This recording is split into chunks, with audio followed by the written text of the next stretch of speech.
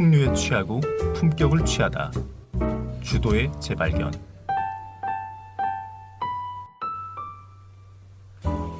단순히 술을 좋아하는 애주가를 넘어 주류에 담긴 문화와 풍류를 즐기려는 미주가들의 솔직 담백한 이야기. 지금 시작합니다. 언제 들어도 멋있는 목소리. 이게 원래 술 한잔하고 해야 더 멋있는데 제가 어제 술 못했어요. 저는 왜 이렇게 그렇게 좋은 목소리가 나오지 않는 걸까요? 그래서 저는 제게 이런 목소리가 더 부럽습니다. 제가 습기가 없어가지고. 자, 이제 네. 3화는 어떤 걸 하게 되죠? 저희 둘기님께서 준비 또 하신 거죠? 네네. 오늘은 이제 몰트 위스키가 만들어지는 과정에 대해서 좀 한번 이야기를 해볼까 합니다. 그래, 이게 중요하지. 그렇죠. 그리고 이제 전화에서 말씀해 주신 음용법하고 테이스팅 노트라든가 네네. 뭐 또 괜찮은 위스키를 마지막에 추천을 좀 해주실 예정인 거죠. 네네. 저렴한 뭐 위스키 같은 경우에는 이제 다 같이 하나씩 추천하는 것도 재밌을 것 같아가지고 저도 뭐 나름 준비를 해봤고요. 알겠습니다. 그럼 좀 위스키가 만들어지는 과정 좀 쉽게 한번 좀 설명 부탁드릴게요. 네네. 일단 지금 말씀드릴 이제 제조 공정은 몰트 위스키가 만들어지는 과정이에요. 그래서 크게 이제 5가지 단계로 나눌 수 있을 것 같은데요. 몰팅이라는 과정이랑 이제 매싱이라는 과정, 그리고 이제 발효를 하는 과정, 그리고 증류, 그 다음에 숙성, 이렇게 5가지 과정을 말씀드릴 수 있을 것 같은데, 일단 첫 번째로 이제 몰팅 과정부터 말씀을 드릴 거예요. 그 몰팅 과정, 그러니까 여기서 아까 말씀드린 몰트라는 거는 이제 보리에 싹을 틔우는 과정이라고 생각하시면 되는데, 그 몰팅 처음에는 이제 보리가 당연히 이제 수확을 해서 막 어떤 증류소에서는 뭐 보리를 막 숙성 직접 막 수확하기도 하고 막 이런 증류소도 있긴 한데, 주로 이제 보리를 이제 수확한 보리를 가져와서 운반을 해서 이게 생각보다 양이 엄청나요. 창고에 막 네. 쌓아 놓는 거 아닙니까? 그러니까 매일매일 들어온다고 생각하시면 돼요. 그래서 이런 보리를 매일같이 가져온 그 보리를 이제 발리라고 보통 이야기합니다. 그래서 이 발리를 물에다가 불리는 과정을 이제 거치게 되고요.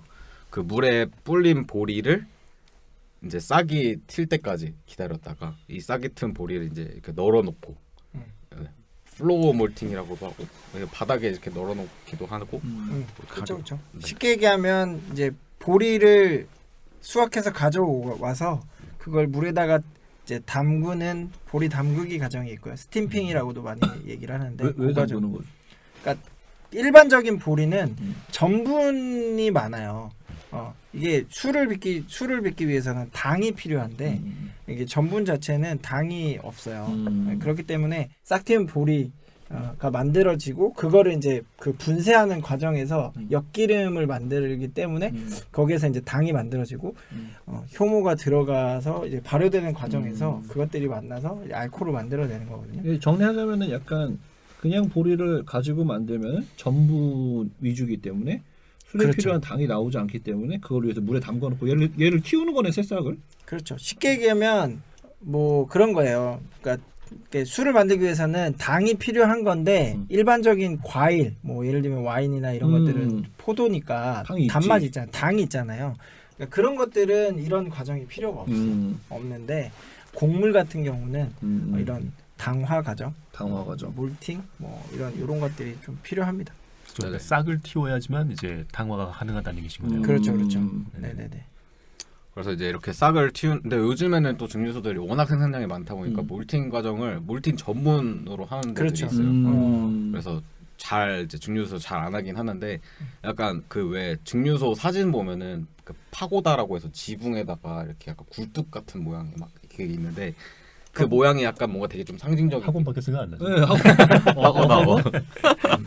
그 약간 이렇게 뾰족뾰족하게 생긴 이제 나중에 한번 약간 찾아보겠습니다. 굴뚝 같은 게 있는데, 이제 건조를 시킬 때 킬른이라는 데를 데리고 가는데, 거기가 이제 쉽게 말하면 밑에 저번에 석탄 2탄 말씀드렸잖아요. 네. 그걸 떼워서 그 열로 이제 보리를 건조시키는 거예요. 그때 이제 파고다에서 연기가 확 나와요. 근데 이거까지 통틀어서 이제 몰팅 과정이라고. 찜질방. 보통. 네네네. 찜질방. 맞습니다. 그렇게 네, 그렇게 이제 건조를 시키면은 이제 그린 몰트라고 하는 것들이 나오게 되고요. 그거를 이제 그린 몰트를 이제 건조를 시키면 죄송합니다. 네, 그러면 이제 좀 바싹 말린 이제 몰트가 나올 거 다 아니에요. 죽이는 거지. 네네. 좀 말려서. 그럼 이제 그걸 가지고 이제 다음 과정으로 넘어가요. 그러니까 하단에서 불을 떼 가지고 그 위에다가 이제 어떻게 보면 쉽게 말하면 널빤지 위에다가 보리를 깔아놓은 거잖아요. 그쵸. 그걸 이제 말리게 되는 거예요. 아, 그 자니님은 가서 킬룬도 직접 보고 네네네. 키트도 저희는 넣으셨죠. 그 증류소에 직접 갔다 왔으니까 그 이제 조금 더 자세하게 말씀드리면 아까도 잠깐 언급했지만 이 보리를 건조시키는 과정이 예전에는 플로우 몰팅이라고 해서 바닥에다가 그냥 그 축축하게 젖어 있는 이제 싹튼 보리들을 쭉 널어놓고 사람들이 일일이 삽으로 다 뒤적뒤적하면서 자연풍으로 말렸어요. 근데 그렇게 하면 시간도 너무 오래 걸리고 그치. 또 힘도 너무 들고 그러다 보니까 이제 그 킬른이라고 하는 그런 가마에다가 이렇게 철로 된 그 철망 같은 것을 층층이 이렇게 만들어 놓고 거기에다가 그 축축한 보리들을 이렇게 널어놔요. 그런 다음에 밑에서 이제 석탄이나 이런 것들을 불을 떼고 그때 이제 피트라고 하는 재료들을 뭐 소량 넣느냐 아니면 뭐 대량으로 넣느냐 그리고 얼마나 노출을 시키느냐에 따라서 이제 그 스모키한 풍미의 그 몰트가 만들어지는 건데 솔직히 이 과정이 굉장히 힘들기 때문에 뭐 최근의 신생 증류소나 아니면은 많은 증류소들이 아까 말씀하신 것처럼 아예 전문적인 그 몰팅 공장에다가 의뢰를 해요. 우리는 요런 타입의 보리를 원하니까 뭔가 몰트를 원하니까 이런 식으로 좀 만들어줘라라고 하면 이제 그런 식으로 다 만들어줘요. 그래서 외부에서 그렇게 만들어진 그 몰트를 사가지고 와도 무관해요. 그죠. 거기까지 몰팅 과정까지는 그 한 증류소 내에서 공정이 이루어지지 않아도 상관이 없어요. 근데 그 다음 과정부터가 이제 그 증류소에서 모든 공정이 이루어져야 되는 과정입니다. 그걸 좀 이어서 얘기해 주시면 좋을 것 같아요. 네, 이제 두 번째 과정은 이제 매싱.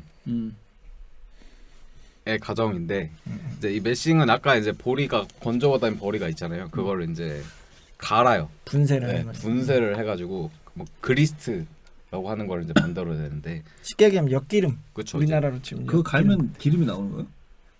과정이 그런 거예요?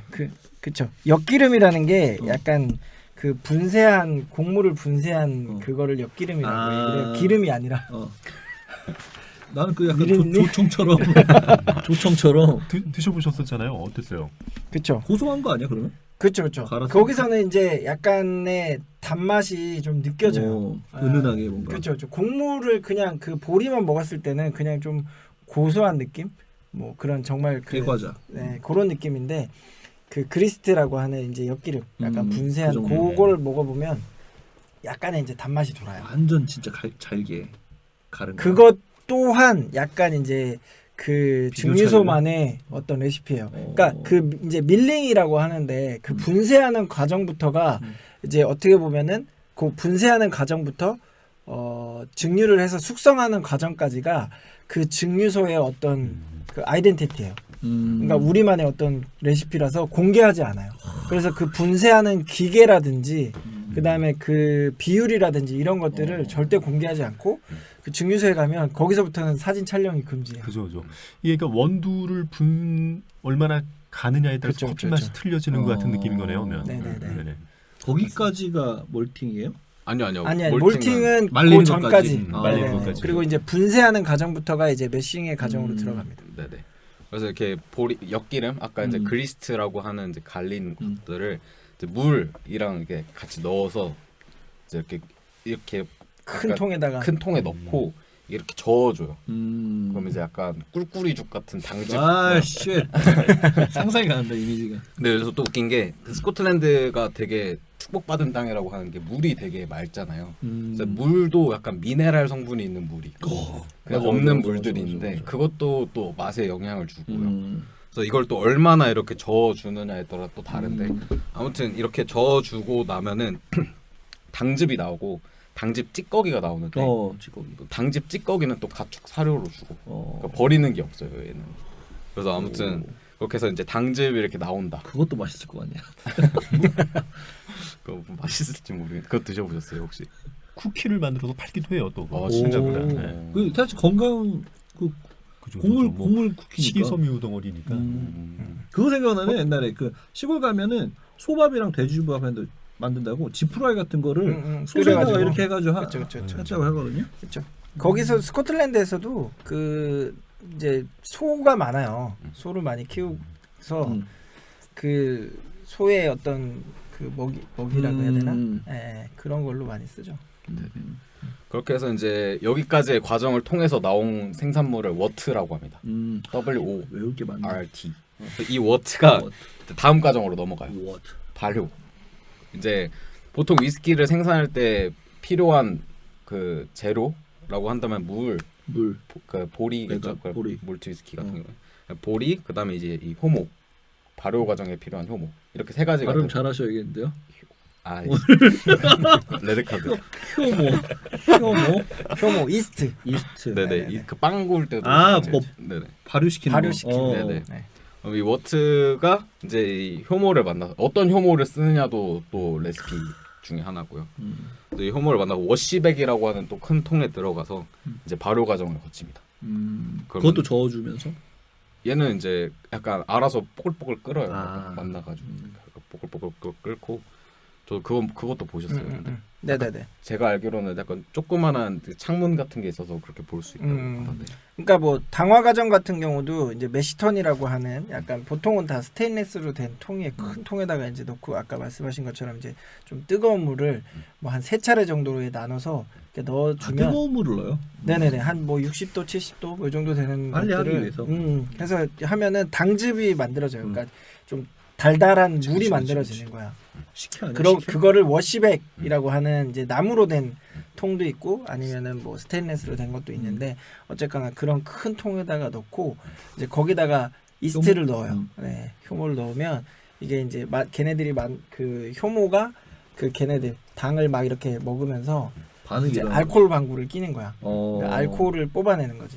네, 그러면서 뭐 이산화탄소도 좀 만들어지고 이렇게 되는데 어쨌거나 그렇기 때문에 이제 막 뽀글뽀글 막 이렇게 거품도 올라오고 이렇게 하는데 보통 그 이제 말씀하신 것처럼 그런 것들이 다 이제 비밀이에요. 그 증류소만의 어떤 레시피이기 때문에 그 발효하는 과정도 시간을 얼마나 갖고 가느냐. 보통은 뭐 48시간 정도로 갖고 가는데 우리는 뭐 60시간 했다, 뭐 72시간 했다, 뭐 이런 식으로 그 과정들을 좀 달리 해요. 그런 거에 따라서 이제 알코올이 얼마만큼 형성이 되고 뭐 어떤 식으로 만들어지느냐에 좀 차이가 있거든요. 그런 것들을 좀 보면 돼요. 그렇죠. 워시백 같은 경우도 이제 나무냐 스테인리스냐에 따라서 또 다르고. 그러니까 워시백을 사용하면은 자기들은 약간 전통적인 방식을 추구한다. 장이죠. 네, 이런 느낌을 주는 건데. 그렇죠. 스테인이지. 그러니까 나무 솔직히 다 마찬가지지만 나무로 만들면 관리가 힘들어요. 그렇죠. 네네. 관리하기가 그만큼 힘든 거고 스테인리스로 하면은 확실히 좀 위생적이고 되게 관리하기가 좋긴 하죠. 수명도 좀 길어지고. 근데 이제 그게 말씀하신 것처럼 우리는 전통을 고수하면서 하느냐. 항아리 같은 데는 우리 깐전할 텐데. 항아리 그렇게 크게 만들어. 워시백이 가서 보잖아요. 네. 그 이제 그 수조야 수조? 그 발효하는 그 창고에 딱 들어가면 겉으로 보여지는 것도 되게 커요. 엄청 뭐 한 지름이 한 5m 정도 될래나? 몇 톤 들어가 있겠네. 그렇죠. 뭐 몇만 리터 정도, 뭐 몇천 리터, 몇만 리터 정도 되겠죠. 근데 그 밑으로 깊이가 안 보이는 깊이가 엄청나요. 그래서 진짜로? 높이가 한 5m 정도 돼요. 그래서 막 그게 들어가는 용량이 한 만 몇천 리터 정도 될 거야. 그렇죠. 굉장히 커요. 아니 그게 몇십 개가 있어. 그러니까 생산량이 장난이 아니네. 그럼요. 근데 그렇게 돼도 이제 증류를 하다 보면 양이 날라가겠죠. 줄긴 줄어요.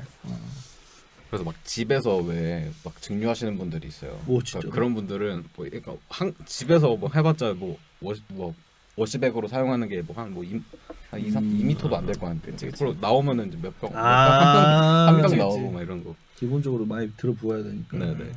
그래서 아무튼 이 발효 과정을 거친 거를 이제 또 워시라고 합니다. 거기까지가 WASH. 워시. 네네. 이 워시가 나와요. 그러면 이제 4단계로 넘어가요. 4단계 증류. 이제 본격적인 증류를 하는데 이 워시를 증류기가 2개예요. 아까 연속. 아니요, 연속식 증류기는 이 과정이 아닙니다. 그게 아니에요. 네네네. 연속식 증류기. 아까도 말씀드렸지만 싱글 몰트 위스키는 단식 증류기, 파스티를 사용하는 거고, 그 다음에 그레인 위스키나 뭐 이제 아메리칸 위스키 쪽은 연속식 증류기를 사용합니다. 그러니까 방식이 좀 달라요. 파스틸이 어떻게 생겼냐면 약간 항아리는 아니지만 약간 뭐라고 해야 되지? 호리병. 호리병. 네. 호리병처럼 생겼어요. 그래서 밑에가 이렇게 넓고 위로 가면 좁아지고 그 관을 타고 넘어가는 쪽 얇은 관이 있어요. 근데 이 얇은 관이 위로 갈 수도 있고 아래로 갈 수도 있는데 이 쉐입에 따라서도 또 달라져요. 그리고 이 어쨌든 이 스틸, 파스틸이라고 하는 것의 크기나 모양에 따라서도 또 그 스피릿 주정의 어떤 맛이나 캐릭터가 좀 생긴다. 예를 들면 뭐 글렌모렌지 같은 경우는 뭐 높이가 5.14m여서 뭐 순수한 그러니까 이게 타고 올라가는 게 어려우면은 또 약간 순수한 스토리텔링 네네 다 그런 게 있다고 하더라고요. 그리고 그래서 일단 아무튼 이 중류기가 보통 2대를 써요. 그래서 하나는 처음에 쓰는 건 워시 스틸. 아까 말씀드린 워시가 나와서 처음에 들어가는 증류 과정에 처음 들어가는 단식 증류기가 파스틸이고요. 워시 스틸이고요. 그 워시 스틸을 타고 넘어간 것들을 이제 로우 와인이라고 해요. 얘는 이제 그러니까 1차 증류를 한 완벽히 순수한 주정이 아니라고 생각해서 한 번 더 증류를 하는 거죠. 찌꺼기가 남아있을 수 있다. 그것도 그렇고요. 이 단식 증류 같은 경우는 한 번에 높은 도수의 알코올을 뽑아내기가 힘들어요. 네. 그치, 양이 그래서 많으니까. 보통은 2번 증류를 하거든요. 뭐 2번 하기도 하고 3번 하기도 하는데 첫 번째 이제 워시 스틸에서 1차 증류를 하면 로우 와인이라고 하는 되나? 그렇죠. 그 정도요? 한 20 뭐 한 20 몇 도 정도 되는 로우 와인이라고 하는 이제 알코올이 뽑아져 나와요. 근데 그거는 도수가 너무 낮으니까 그걸 다시 한번 재증류를 하는데 그게 이제 스프리스틸이라고 해서 이제 2차 증류하는 그 증류기 안으로 들어가서 거기에서 재증류가 한 번 되죠. 그럼 둘기님 그러면은 아까 말한 연속 증류라는 게 단식 증류기를 2번 사용해서 연속 증류를 하는 거예요? 아니요, 연속식 증류기는 아예 그냥 시스템이 달라요. 그러니까 이 처음부터 말씀드린 이제 매싱이나 이 모든 과정이 다 일어날 수 있는. 오케이. 막 이렇게 되게 높은 탑 건물이야 건물. 네, 그냥 진짜. 그거 나중에 쉽게 한번 얘기하면 자세히 설명을. 원룸 건물이라고 생각하면 돼요. 그런 원룸 건물에 하나에서 다 한다는 거야? 그치 인풋과 아웃풋이 있어. 아. 그래서 인풋에다가 계속 그런 원샷 원킬. 원재료들을 넣어주고 막 이렇게 하면 오케이. 아웃풋으로 계속 술이 나온다고 생각하면 돼. 공장이네 공장. 공장. 그래서 아무튼 그렇게 되면은 이제 아까 스피릿스틸까지 해서 2차 증류가 끝나게 되면은 이제 스피릿이 나오게 됩니다. 그 도수가 한 70도 뭐 정도 되는 그런 그 정도 되는 높은 알코올의 도수가 나오게 되고요. 이렇게 되면 이제 증류가 끝나요. 근데 이 증류가 이제 2번 하는 데도 있고 3번 하는 데도 있고 뭐 2.78번 하는 데도 있고 막 이래. 그러니까 이게 엄청 복잡해요. 어려워 진짜. 네. 그래서 미친놈들이네. 이것도 다 이제 진짜 대단한 사람들 많아요. 그러면 그렇게 하면은 이제 이렇게 나온 이 스피릿을 가지고 이제 숙성을 본격적으로 하게 되는 거예요. 그 과정 전에 이제 하나 좀 얘기하면 이제 커팅이라는 것도 해요.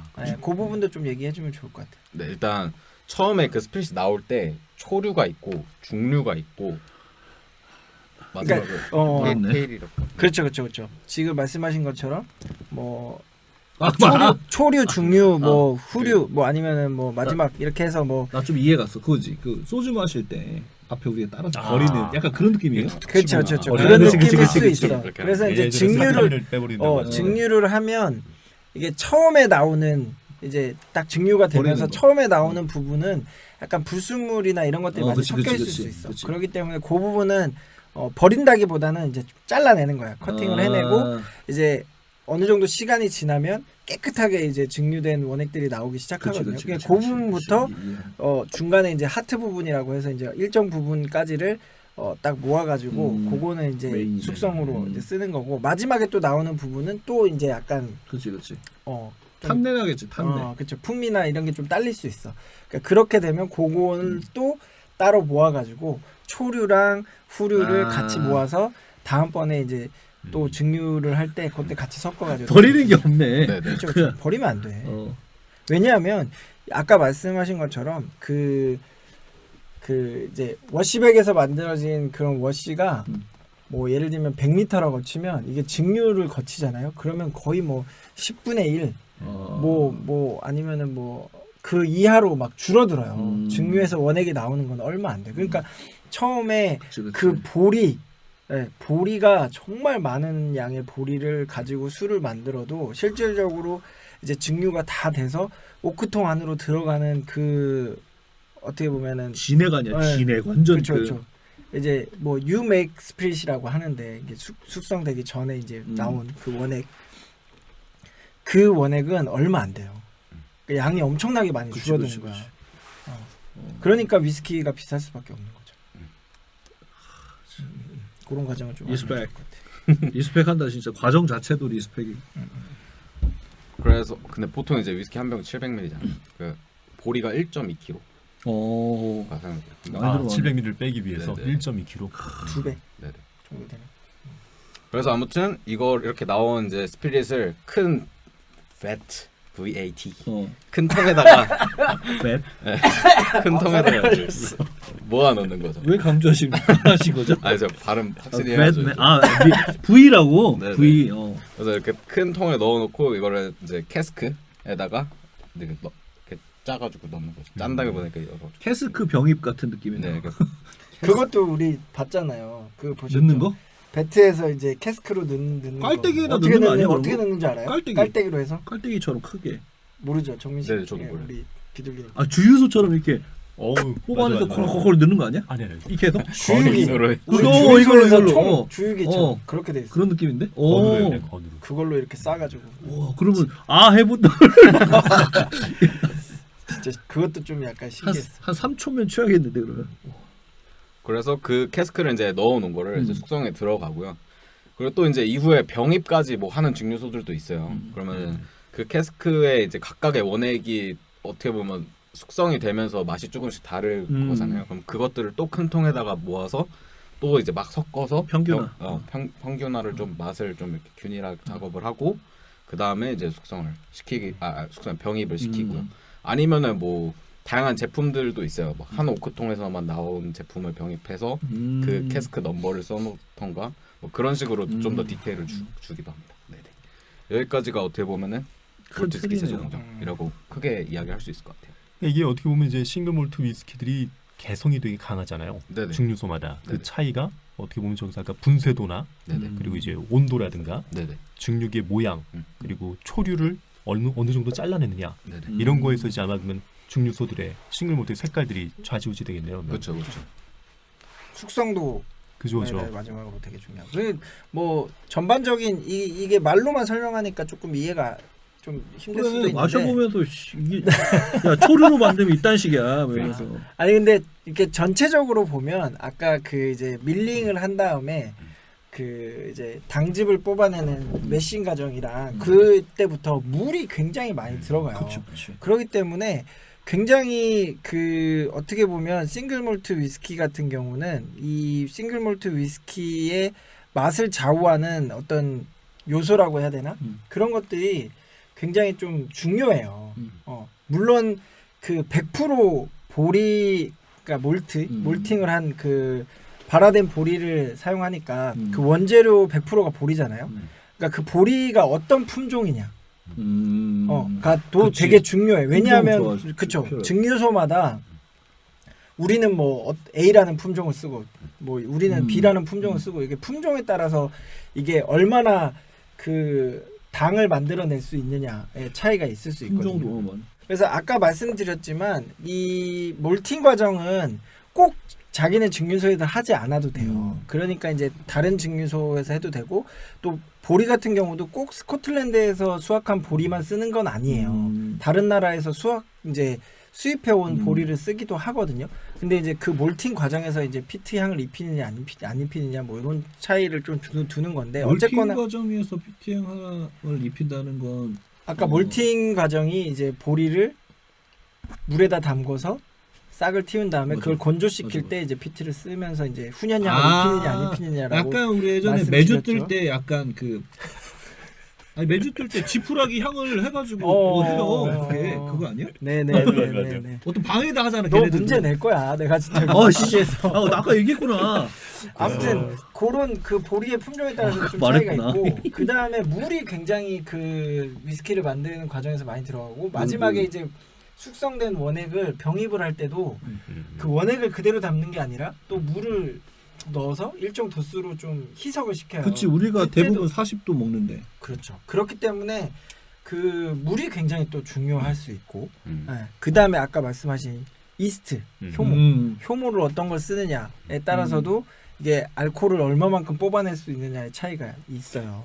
보통 이제 그 위스키 원액을 뽑아내면 한 70도에서 80도 언더 정도 돼요. 그 원액을 물을 좀 섞어가지고 일반적으로는 63.5도로 보통은 다 맞춰서 캐스크에다 넣어요. 아 넣기 전에. 네네네. 맞추는 보통 거야. 한 70도 넘는 원액을 물을 좀 섞어서 63.5도로 엄청 디테일한데. 넣어요. 그것도 나중에 제가 좀 더 네. 디테일하게 말씀을 드릴게요. 일단은 좀 그렇게 해서 넣고 이게 숙성을 하다 보면 엔젤스 쉐어라고 해서 이제 약간씩 증발량이 생기거든요. 날아가는 거. 네, 그러면서 물도 증발하지만 알코올도 증발하면서 도수가 조금씩 떨어져. 가슴 아프다. 그래서 이제 일정 기간 숙성이 되면 이제 도수가 좀 떨어지겠죠. 그래서 그 원액을 나중에 이제 꺼내서 얘네는 병입을 해야 되겠다라고 하면 보통 뭐 50도 후반에서 뭐 50도 초중반 정도 되겠죠. 그 원액을 그대로 넣으면 캐스크 스트렝스라는 제품이 되는 거고 일반적으로는 물을 좀 섞어서 40도 이상만 되면은 돼요. 법적으로.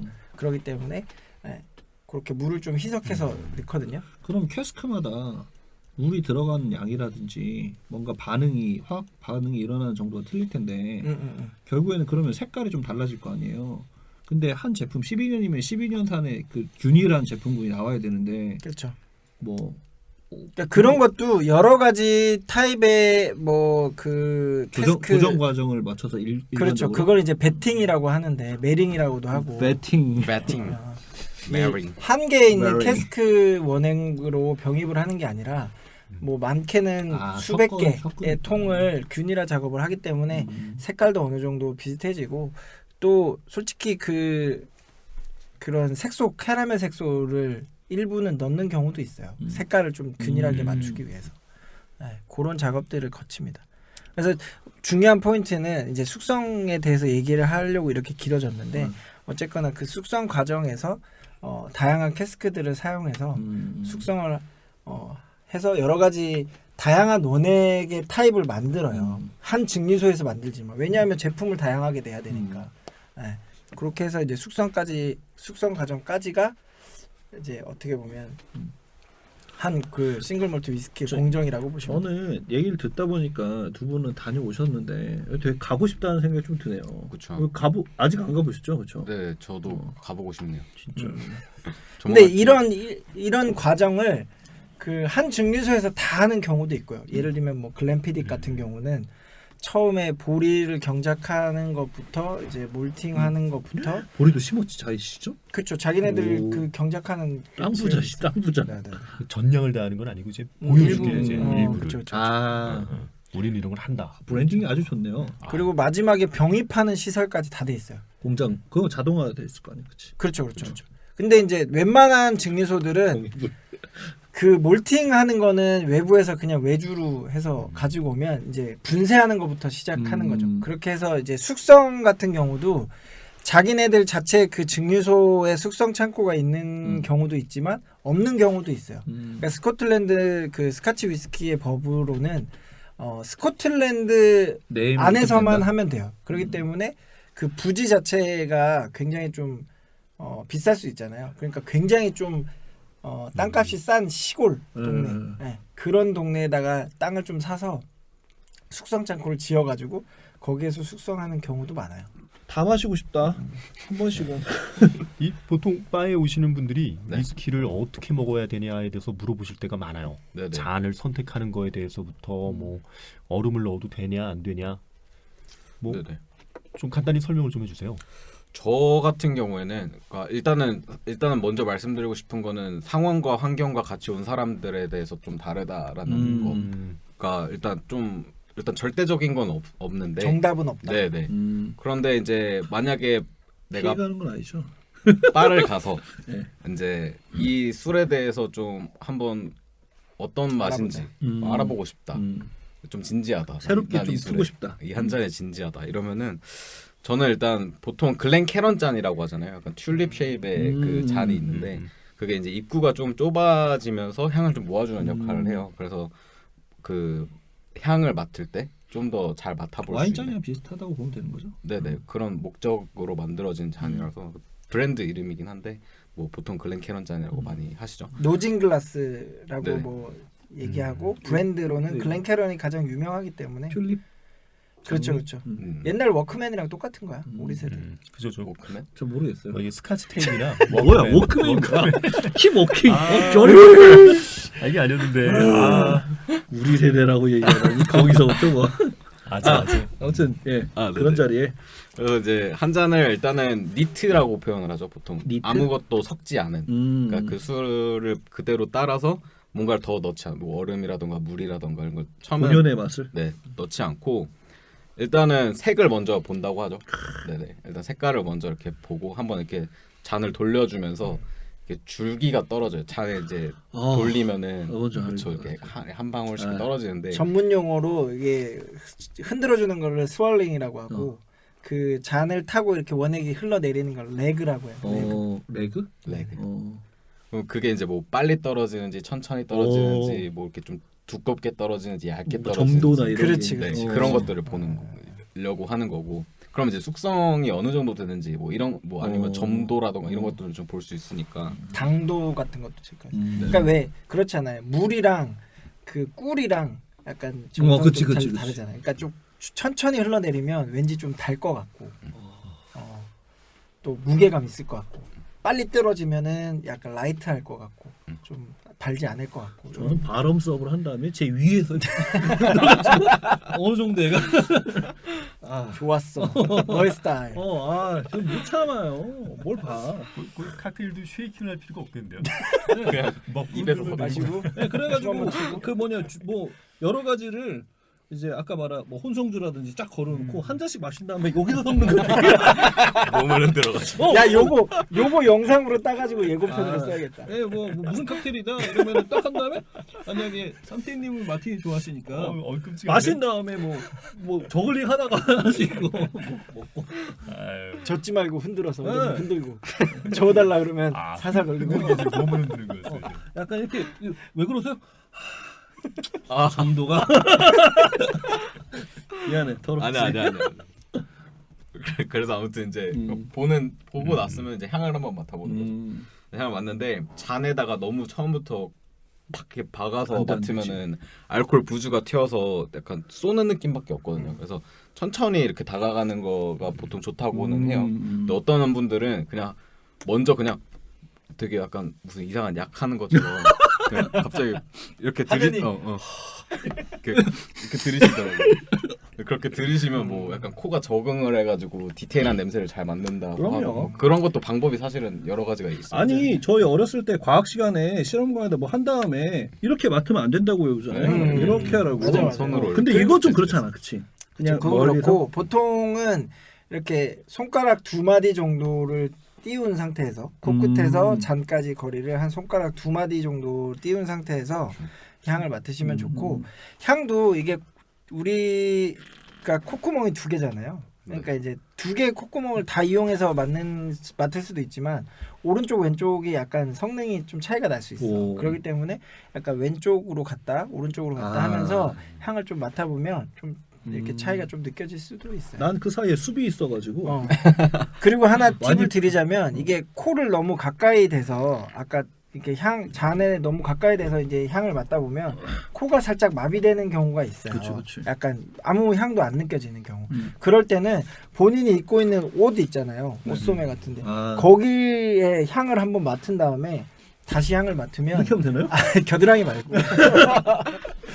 그렇게 하면 코가 이제 약간 돌아온다는 프레시가 한번 거지. 되면서 다시 좀 좋아질 수 있어요. 그래 와인 먹을 때도 약간 그런 거 있었던 것 같은데. 그럼요. 약간 와인도 커피 향이 빈 같은 거 냄새 한번 맡고 오. 약간 그렇게 하시는 분들도 있고. 그래서 이제 노징이라고 하는 작업이 이제 향을 한번 맡으면 노이징? 이제 노징? 네, 그리고 이제 한번 맛을 보는데 이제 샷으로 원샷 하면 안 돼. 이렇게 하는 것보다는 죄송합니다. 처음에 좀 소량을 마시면서 입안을 좀 린스라고 하나요? 그러니까 입안 입을- 전체에? 네네 이렇게 굴려가지고 이렇게 약간 표면에 이렇게 살짝 묻혀주는 거죠. 묻혀주고 그 다음부터 이제 조금씩 마시면서 이제 맛도 이제 딱 마시고 바로 꿀떡한다기보다는 혀에서 입에서 좀 머금고 그럼 혀가 따끔따끔해요. 오. 근데 그거를 좀 견뎌요. 조금 한 2초 3초 견디고 그리고 이제 목구멍을 넘기면은 그리고 바로 입을 벌려서 막 숨을 이렇게 쉬는 게 아니고 약간 입을 좀 다물고 숨을 천천히 코로 쉬어보다가 이제 입으로도 이제 살짝 열어서 이제 이 향이 코로 이렇게 나오는 걸 느끼라는 거죠. 네. 그렇죠. 그거를 이제 뭐 피니쉬라고도 하고 약간 뭐 대세겜질 같은 느낌인데 이게 피니시. 입 안으로 이렇게 공기를 음. 이렇게 좀 들여 마시면 이게 그 어떤 향이 이렇게 올라와요. 공기가 들어가면서 향이 이렇게 다시 올라오거든요. 그러면서 좀 그런 피니쉬에서 느껴지는 그런 향들을 또 느껴보는 것도 좋습니다. 그렇게 해서 이제 피니쉬를 좀 즐기고 나서 이제 뭐 이제 천천히 마시는 이렇게 니트로 즐기는 방법이 있고 아니면 아까도 말씀드렸듯이 뭐 상황과 환경 뭐 예를 들어서 우리가 막 춤추러 가가지고 그렇게 할 수는 없으니까 클럽에서 네, 그때는 그냥 클럽에서 뭐 원샷이지. 그때 쉐이킹 클럽에서 무슨 위스키야?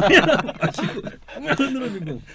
그래서 그런 거에 맞게 본인이 알아서 하시면 될 것 같습니다. 맞아요. 그리고 뭐 얼음잔을 쓰는 게 좋냐 안 좋냐 이런 질문 많이 하시는데 솔직히 처음 드시는 분들 같은 경우는 이 40도라는 셀수 도수가 있잖아. 굉장히 좀 독할 수 있어요. 그렇기 때문에 첫 한 모금 정도는 지금 말씀하신 것처럼 니트로 그냥 한번 드셔보시는 걸 추천드리고 이게 어느 정도 향이나 맛을 좀 보신 이후에는 드시기에 너무 좀 힘드실 수 있으니까 그럴 때는 뭐 물을 좀 섞거나 아니면 얼음잔에 넣어서 도수를 좀 뭐 희석한다거나 아니면은 뭐 향을 좀 죽이면 드시기에 좀 편하니까. 제가 예전에 들어갔을 때는 물을 섞는 이유가 약간 뭐 도수 희석도 있지만 시간이 물에 집어넣으면 시간에 따라서 약간 향이 좀 바뀐다고. 그러니까 네네네네. 우리가 와인 얘기할 때도 산화작용 통해 가지고 얘가 열린다 뭐 이런 걸 하잖아요. 약간 그런 것도 있는 건가요? 정답. 이게 위스키가 왜 근데 열려? 위스키도 열려요. 그렇죠, 그래요? 그렇죠. 왜냐하면 이게 위스키가 처음에 이제 위스키를 탁 오픈했을 때, 그러면 그 안에 어떻게 보면 굉장히 좀 갖춰져 있고 그치. 응축되어 있잖아요. 그게 이제 뭐 40도짜리 위스키면은 좀 덜 할 수 있는데 예를 들면 캐스크 스트렝스처럼 막 60도 가까이 되는 술 같은 경우는 그럼 확 굉장히 차야겠다.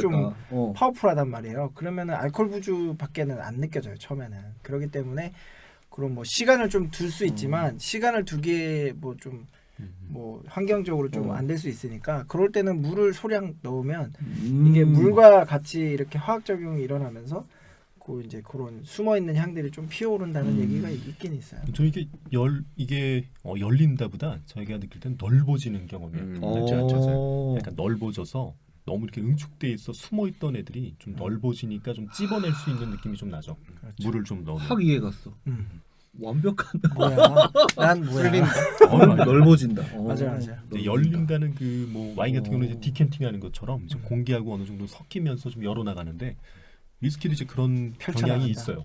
저는 열린다라는 생각, 열리면 먹자 뭐 이런 얘기 하는데 전 이해가 안 가는데 이게 수평적으로 좀 넓어진다라는 개념을 가지니까 확 이해가 가네요 그게. 공기하고 좀 섞이면 열리는 개념이 또 나중에 좀 나오긴 해요. 또 다른 개념으로. 향이 좀 피어오르고 그게 열린다. 마치 약간 좀 잘 몰랐던 향이 좀 더 완숙해지는 느낌 좀 나긴 하죠. 그 뭐 위스키 같은 경우는 가지고 있는 향이 굉장히 다양해요. 근데 뭐 일반적으로 처음 드시는 분들이나 이제 초보자분들 같은 경우는 향을 딱 맡았을 때는 알코올의 부주함이 확 느껴지고 그 다음에는 약간 뭐 버번 캐스크 같은 데서 숙성했을 때 오는 그런 바닐라 향 아니면은 나무에서 오는 오크 향 같은 그런 풍미가 좀 지배적으로 많이 나는데 좀 더 디테일하게 살펴보면 아까 말씀드린 그런 피트에서 오는 약간 스모키한 풍미라든지 그럼 뭐 아일라 지역의 특정 스카치 위스키들은 굉장히 그 병원 약 냄새 같은 데서 오는 메디컬 향 같은 것들이 있어요. 그러니까 그런 것들도 있고 그 다음에 뭐 약간 꿀같이 달콤함도 있고 꽃에서 오는 그런 다양한 화사한 느낌의 꽃향 같은 것, 향기로운 꽃향 같은 것들도 있을 수 있고 그 다음에 뭐 그런 견과류라든지 그런 거에서 오는 좀 약간 텁텁한 너티한 느낌이라고 이제 표현하는데 그런 것들도 있을 수 있거든요. 그리고 원재료인 보리에서 오는 곡물향 같은 것들도 있고. 경험이 좀 적어서. 그러니까 그런 것들을 다 마음속으로 찾아내긴 받아들이지. 힘들지만 어쨌거나 위스키가 가지고 있는 그 풍미는 굉장히 다양해요. 그러니까 그런 것들이 제품마다 조금씩 다를 수는 있지만 그런 것들을 좀 찾아보는 재미가 있고 그런 이제 시음에서 그런 것들을 좀 찾아보고 이렇게 본인만이 느끼는 그런 풍미들을 이렇게 메모하는 그걸 이제 테이스팅 노트라고 하는데 그러면 뭐 자연스럽게 테이스팅 노트 설명하신 김에 좀 더 네네네네 그런 식으로 뭐 테이스팅 노트 같은 경우는 적으시면 되고 한 가지 팁을 드리자면 그 왜 신의 물방울이라든지 뭐, 네 바텐더라는 만화책 같은 걸 보면 그러니까 표현하는 표현들이 되게 뭐 뭔가 극적이고 멋있고 약간 막 어려운 표현들을 많이 쓰는데 솔직히 그럴 필요는 없어요. 그냥 본인이 느끼는 향 있잖아요. 뭐 약간 어떤 분들은 뭐 그런 스모키한 풍미를 뭐 약간 담배 필 때 아니면 뭐 재떨이에서 나는 향이다. 솔직히 바텐더들이 그런 표현을 쓰면 안 되죠. 왜냐하면 그렇게 표현했을 네거티브한 때 표현을 그렇죠. 네거티브한 표현은 되도록이면 쓰지 않는 게 좋아요. 왜냐하면 손님들이 그거에 대한 선입견이 생길 수가 있고 그럼요. 싫어할 수 있으니까. 근데 손님들 같은 경우는 뭐 본인이 느끼는 걸 본인이 그냥 기억하기 위해서 쓰는 거니까 그런 식으로 뭐 노트에 기록을 해도 상관은 없는데 어쨌거나 그런 식으로 본인이 느낀 점들을 쭉 적어보는 게 중요하고 그런 다음에 나중에 이제 뭐 인터넷이라든지 책 같은 걸 참고해서 거기에 나와 있는 이제 많은 전문가들이 표현해 놓은 테이스팅 노트 같은 것들을 보고 본인이 느낀 거와 전문가들이 느낀 게 얼마나 좀 같은 공통점이 있고 차이점이 있는지를 좀 보고 그렇게 하는 방법이 저는 좋다고 생각해요. 너무 그 인터넷이나 책에 있는 내용만 맹신하는 거는 두기님 그러면 응용법과 테이스팅 노트 이런 거를 응용법 이제 알려드리면서 네네. 테이스팅 노트 같은 것도 손님들한테 좀 이런 식으로 조금 이해하시고 공부하시면 됩니다. 이런 것도 말씀을 하시나요?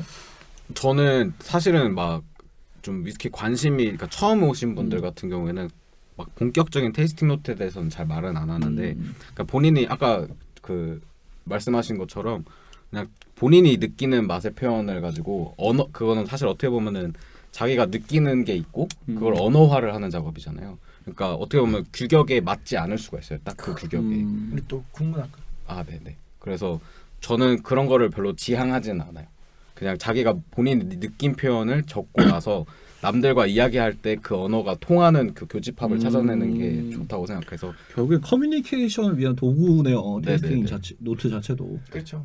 노트를 작성할 때 좀 일반적인 폼이 있잖아요. 뭐 네네. 첫 향, 뭐 중간 향, 뭐 이런 걸 좀 알려주시면. 네, 보통 이제 노징, 그러니까 향, 맛, 피니시 이렇게 해서 좀 크게 세 가지로 자기의 느낌을 표현하는 게 좋고요. 그리고 아까 뭐 12가지 이제 싱글 몰트 스카치 위스키를 드실 때 뭐 테이스팅 노트가 있기는 해요. 뭐 꿀, 바닐라, 뭐 커피, 뭐 초콜릿. 노트가 이렇게 있구나. 네, 그러니까 뭐 위스키에서 나는 대표적인 풍미들을 네네. 좀 어느 정도 이렇게 구분해놨어요. 네네. 그런 거 뭐 병원향 뭐 이런 것들이 있거든요. 12가지가. 근데 뭐 아까도 말씀드렸듯이 향, 맛, 피니쉬를 느끼면서 그냥 본인의 느낌 그리고 어디서 마셨고 뭐 이런 걸 적어보는 게 일단은 1단계 스텝이라고 생각을 해서 그 다음에 이제 조금 더 폭이 넓어지고 자기가 경험한 위스키들이 많아지면은 이제 그때는 또 커뮤니케이션을 위한 도구가 필요하니까 그때 그 12가지를 한번 찾아보고 그것도 이제 네이버 같은 데 치면 양식이 나와요. 테이스팅 노트 양식이. 찾아보겠습니다. 그걸 뽑아서 그냥 거기다가 적어보는 거죠. 그렇게 하는 것도 나중에 저희 시음하게 되면 그런 거 같이 해보면 좋을 것 같아요. 이게 이제 알려주시면 좋을 것 같아요. 여러 잔을 드실 때는 아무래도 추천을 하실 때도 네. 도수가 좀 낮은 것부터 추천을 하게 되죠. 그렇죠. 뭐 향도 마찬가지고. 네, 도수가 좀 낮은 것부터 추천을 드리고 이거는 캐스크 이야기할 때 또 말씀을 드려야 될 것 같긴 한데 보통 이제 버번 캐스크 숙성, 쉐리 캐스크 숙성 제품들이 있을 때는 버번 캐스크를 먼저 추천드리고 쉐리 캐스크를 그다음 추천을 드리고요. 아무래도 도수가 제일 중요하고요. 왜냐면 도수가 너무 높은 걸 먹다가 낮은 걸 마시면은 그러니까 디테일한 맛들이 묻히거든요. 혀가 조금 밍밍해지. 네, 밍밍. 그 혓바닥이 만약에 테이스팅 할 때 좀 갔어. 그러니까 그때는 뭐 물 마셔요? 그렇죠. 네. 그게 이제 뭐 테이블 워터라고 해서 와인에서도 그렇긴 한데 보통 이제 뭐 안주라기보다는 그런 이제 어느 정도 좀 자극을 받은 혀나 그런 것들을 리프레시 해주는 역할로 테이블 워터라고 해서 이제 그게 물인 것 같지만 물은 아니고 약간 아무 맛도 없는 비스켓이나 맞아. 빵 같은 걸 식빵 같은 거. 네네네 그런 걸 한번 먹어주면 이게 좀 시가 다 돌아오는 다시 좀 돌아와. 근데 이제 뭐 시작하기 좋은 처음에 접해보기 좋은 네네. 또 이제 뭐 싱글 몰트가 됐던 블렌디드가 됐던 네네. 버번이 됐던 네네. 좀 가격 대비 좋고 나중에 테이스팅 노트를 잡아나갈 때도 기준점이 될 만한 뭐 그런 술들이 있을까요? 뭐 어떤 거 좋아하세요? 이거는 개인적으로 하나씩 좀 음. 추천하자면.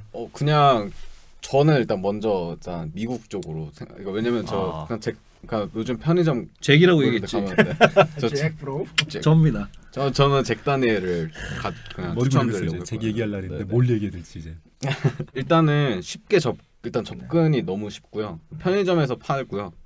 그리고 한 잔씩 집에서 마시기가 좋고 그리고 그러니까 그러니까 예를 들어서 위스키를 이제 막 맛이나 향에 대해서 접근을 할 때 좀 맛이 그렇게 어려운 술이 아니라고 저는 생각을 해서 한번 마셔보면서 이걸 한번 생각해 보기에는 좀 접근성이 되게 용이한 것 같아서 왜냐면 싱글 몰트 위스키는 어쨌든 뭔가 처음에 딱 마시기에는 그러니까 어려울 수도 있고 아니면 좀 어렵다고 생각이 들 수도 있고 사실 어려운 건 아니지만 그래서 그냥 집 앞에서 그냥 편하게 사서 집에서 그냥 컵 아무거나 해서 그냥 혼자 향도 맡아보고 하기에 좋을 것 같아서 잭 다니엘을 가져왔습니다.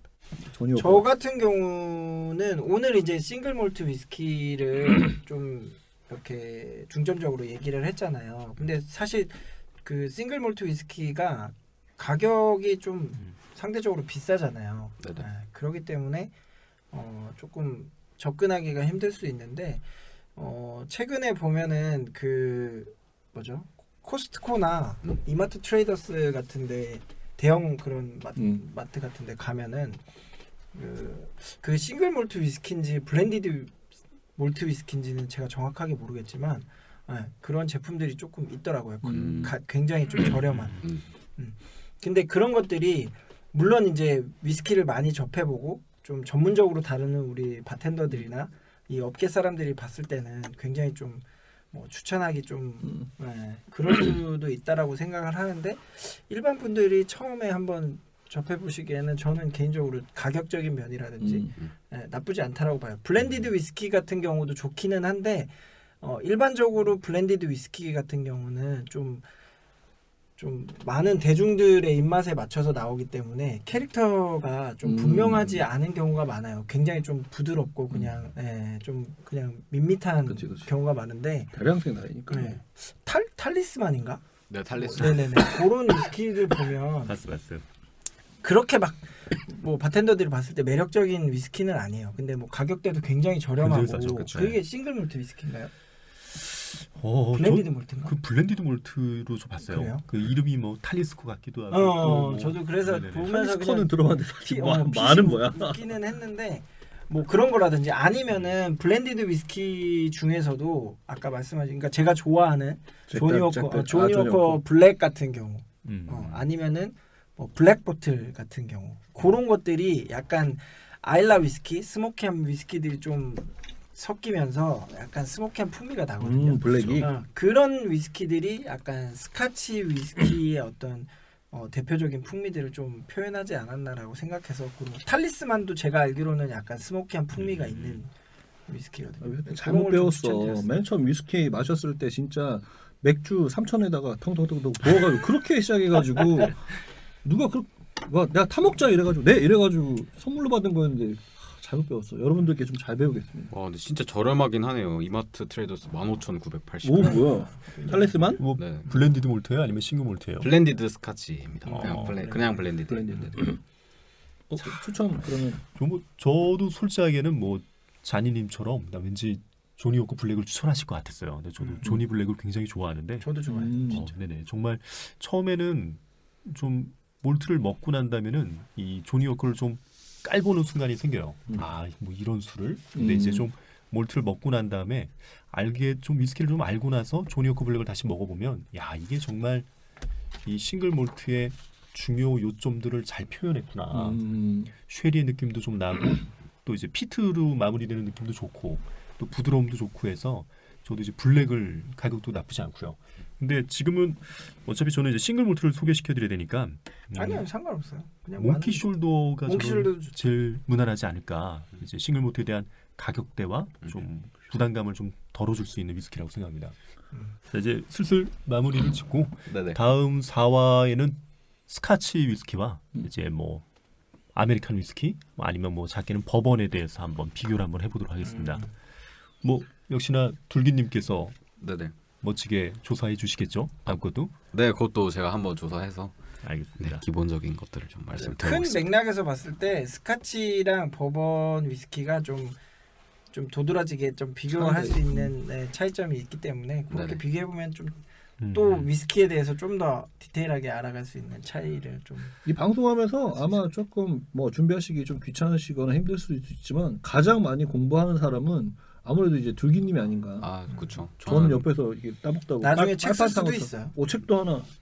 그거는 잘 모르겠는데 공동 저자로. 주도의 재발견 팀 뭐 이렇게 네. 있죠. 빨판상어처럼 밑에 붙어가지고 하겠습니다.